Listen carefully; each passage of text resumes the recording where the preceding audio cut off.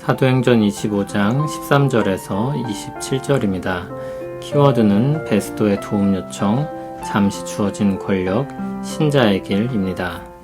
수일 후에 아그리빠 왕과 버니게가 베스도에게 문안하러 가이사랴에 와서 여러 날을 있더니 베스도가 바울의 일로 왕에게 고하여 이르되 벨릭스가 한 사람을 구류하여 두었는데 내가 예루살렘에 있을 때 유대인의 대제사장들과 장로들이 그를 고소하여 정죄하기를 청하기에 내가 대답하되 무릇 피고가 원고들 앞에서 고소 사건에 대하여 변명할 기회가 있기 전에 내주는 것은 로마 사람의 법이 아니라 하였노라. 그러므로 그들이 나와 함께 여기 오매 내가 지체하지 아니하고 이튿날 재판 자리에 앉아 명하여 그 사람을 데려왔으나 원고들이 서서 내가 짐작하던 것 같은 악행의 혐의는 하나도 제시하지 아니하고 오직 자기들의 종교와 또는 예수라 하는 이가 죽은 것을 살아있다고 바울이 주장하는 그 일에 관한 문제로 고발하는 것 뿐이라. 내가 이 일에 대하여 어떻게 심리하는지 몰라서 바울에게 묻되 예루살렘에 올라가서 이 일에 신문을 받으려느냐 한즉 바울은 황제의 판결을 받도록 자기를 지켜주기를 호소하므로 내가 그를 가이사에게 보내기까지 지켜두라 명하였노라 하니 아그리빠가 베스도에게 이르되 나도 이 사람의 말을 듣고자 하노라. 베스도가 이르되 내일 들으시리이다 하더라. 이튿날 아그리빠와 버니게가 크게 위험을 갖추고 와서 천부장들과 시중의 높은 사람들과 함께 접견 장소에 들어오고 베스도의 명으로 바울을 데려오니 베스도가 말하되 아그리빠 왕과 여기 같이 있는 여러분이여 당신들이 보는 이 사람은 유대의 모든 무리가 크게 외치되 살려두지 못할 사람이라고 하여 예루살렘에서와 여기서도 내게 청원하였으나 내가 살피건대 죽일 죄를 범한 일이 없더이다.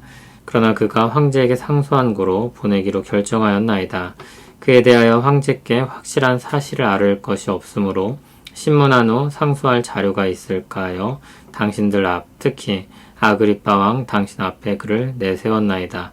그 죄목도 밝히지 아니하고 죄수를 보내는 것이 무리한 일인 줄 아나이다 하였더라. 아멘. 사도 바울이 유대인들에게 넘겨주기를 거부하며 로마 시민으로서 가이사에게 상소를 했습니다. 그리고 며칠이 지났습니다. 아그리빠 왕과 버니게가 베스도에게 문안하러 가이사랴로 왔습니다. 아그리빠와 버니게에 대한 부연을 하고 넘어가면 좋을 것입니다. 여기 나온 아그리빠 왕은 아그리빠 2세입니다. 헤롯 대왕의 증손자이고 아그리빠 1세의 아들입니다. 그의 아버지 아그리빠 1세는 야고보를 죽였었고 하나님께 영광 돌리지 않다가 갑자기 죽게 되었던 사람이었습니다. 그의 아들 아그리빠 2세는 로마 총독의 통치 아래 이스라엘 북동부 지역에 해당하는 갈릴리 북부와 동부에 있는 여러 이방인 지역들을 다스렸습니다. 함께 온 버니게는 아그리빠의 누이였습니다. 그는 로마 황후가 되기를 꿈꾸며 여러 번 결혼을 했었지만 실패했던 사람입니다. 이때는 아그리빠와 연문을 퍼뜨리고 있던 상황이었습니다. 둘 모두 권력욕을 가지고 있었던 사람들입니다. 아그리빠는 누이 버니게와 함께 새로 부임한 총독 베스도에게 인사를 하러 왔습니다. 그때 베스도는 바울의 일에 대해 상의를 합니다. 바울은 벨릭스가 구류해둔 사람이었는데 베스도가 예루살렘에 갔을 때 유대인의 대제사장들과 장로들이 그를 고소했고 정죄해달라고 청했습니다. 그렇게 그 건을 맡게 된 것입니다. 그런데 피고가 원고들 앞에서 고소 사건에 대해 변명할 기회를 얻기 전에 내주는 것은 로마법이 아니라고 했습니다. 그래서 베스도는 이 건을 법적으로 제대로 처리하기 위해서 유대 지도자들과 함께 가이사랴로 오게 되었고 바로 다음 날 재판을 열게 되었던 것입니다. 원고들이 서서 많은 고소를 했지만 악행에 대한 혐의는 하나도 제시하지 못했고 그들의 고발은 종교적인 것 뿐이었습니다. 유대인들은 바울이 죽은 예수가 부활했다고 주장하는 것을 들어 그를 고발하고 있었습니다. 베스도는 이 일에 대해서 어떻게 심리해야 할지 몰라서 바울에게 예루살렘으로 올라가서 신문을 받겠느냐고 물었습니다. 그러나 바울은 황제의 판결을 받게 해달라고 요청했고 베스토는 그를 가이사에게 보낼 수밖에 없게 되었습니다. 그런 상황 가운데 그를 지켜두도록 명하여 붙잡고 있는 것입니다. 아그리빠는 바울을 통해 직접 듣겠다고 했고 베스토는 다음날 그를 아그리빠 앞에 세웁니다. 다음날 아그리빠와 버니게가 크게 위험을 갖추고 와서 천부장들의 시중에 높은 사람들과 함께 접견 장소로 들어갔습니다. 아그리빠 1세가 자기를 높이다가 죽었던 것을 까맣게 모른 채 그는 아버지와 같이 사람들 앞에 높임을 받으며 섰습니다. 베스도의 명으로 그곳에 바울도 오게 되었습니다. 베스도는 바울이 유대 모든 무리가 그를 살려두지 못할 사람이라고 하며 예루살렘과 여기서 청원한 사람들의 일로 말미암아 그 혐의에 대해 살펴보았습니다. 그러나 그를 죽일 죄를 범한 일은 찾지 못했습니다. 그것은 베스도와 이전 총독 벨릭스와 천부장 루시아 모두 동일하게 판단했던 것입니다. 그 일로 인해 신문하던 중에 사도 바울은 시민권을 사용해서 황제 앞에서 상소하겠다고 했고 베스도는 그를 법대로 로마로 보낼 수밖에 없었습니다. 하지만 황제에게 확실한 혐의에 대해 쓸 것을 찾지 못한 상황이었습니다. 그러므로 아그리빠가 신문을 하고 상소를 위해 쓸 자료를 얻을 수 있으면 좋겠다고 요청했습니다. 죄목을 밝히지 못한 채 죄수를 로마 황제 앞에 보내는 것은 어리석은 일이라고 생각했기 때문입니다. 사도 바울은 복음을 위해 온 힘을 다해 달리고 있습니다.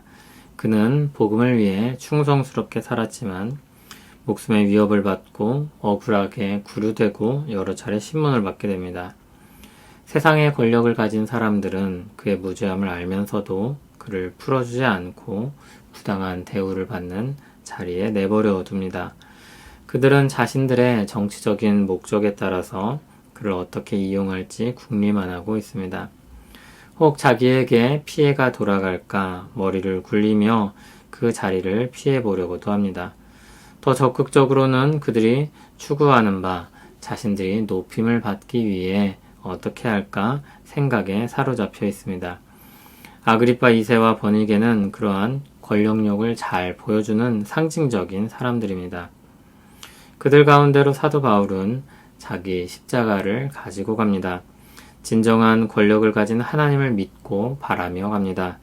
자신이 받는 모든 박해와 핍박까지도 주의 통치 아래 있음을 신뢰하고 담대하게 자기 십자가를 지고 갑니다. 복음을 듣고 믿음으로 사는 모든 신자의 삶이 이와 같습니다. 사람들은 복음의 진리에 대해서는 거리를 두고 우리가 당한 억울한 현실에 대해 풀어주지를 않습니다. 권력자들은 자신의 힘을 과시하고 누리는데 관심이 있을 뿐입니다. 그들은 스스로의 안위를 위해 판단하고 자신에게 피해가 오지 않는 쪽으로 권력을 사용합니다. 자신이 높임받기를 바라며 달려갑니다. 그런 현실 속에서 우리가 신자로 살아갑니다.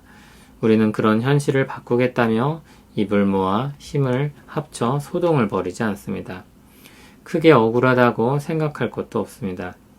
이해할 수 없고 공감하지 않는 우리 신앙에 대해 호의적으로 반응할 리가 만무하기 때문입니다.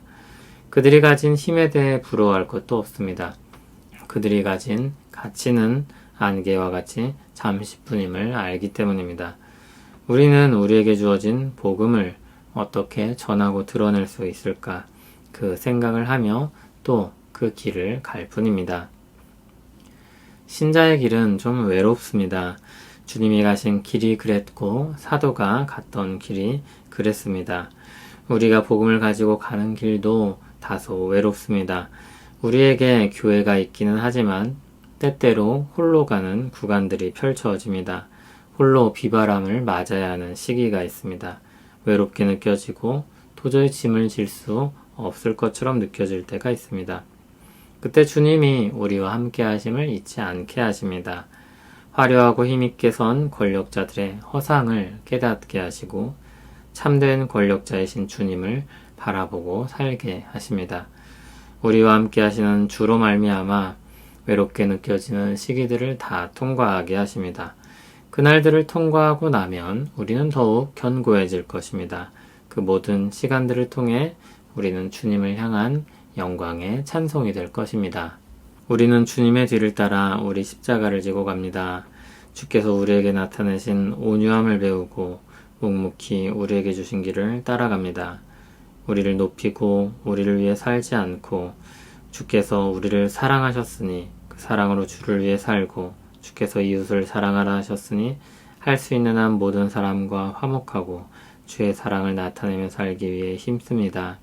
이 길을 가다 보면 외롭게 느껴질 때가 있습니다. 그러나 주께서 우리와 함께 하심을 잊지 않고 의지하며 기도합니다. 오늘도 주와 동행하며 살게 하옵소서. 예수님 이름으로 기도합니다. 아멘.